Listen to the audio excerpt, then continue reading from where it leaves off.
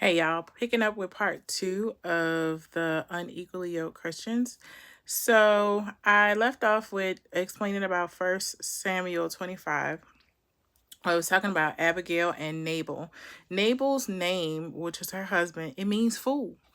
And so what happened was uh the King David, he was protecting Nabal's land, made sure that nobody stole any of his cattle, anything like that. And so King David sent his men up to the house to ask for just some food and some water and some other things. And the king was like, who are you and why should I give you some of my stuff, and it was disrespectful for him to do that to King David, right? And so one of Nabal's servants heard what happened, and they ran and went told his wife Abigail, who was somewhere else.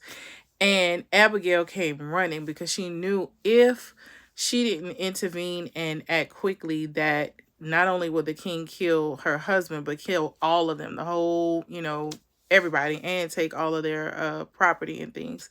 And so she rushed home. She, grabbed a bag, started creating, just different things that she could put in it to give to the king. And she sent her people before her to give it to him, to meet him, right? And so then she went and met him, and she bowed down to the king and was like, Lord, please forgive me. And when she said Lord, it's a lowercase Lord, but forgive me, I forgive my husband. And so because she had did that, the king had favor upon her and gave her grace and didn't kill her.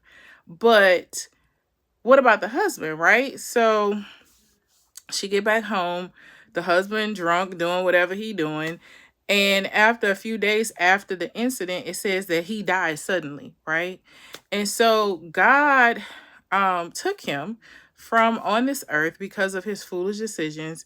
David, as we all know, King David was a man after God's own heart. And so there are some times when you could be married to an individual that do foolish things, just like Nabal did.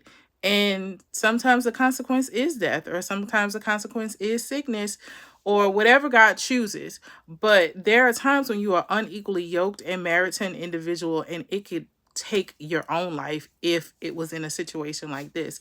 So I would just say to anyone who is looking to get married that you make sure that everything is yoked right before you get married to that individual. And if you are already married and you realize that individual is that way, you have some decisions to make. Amen.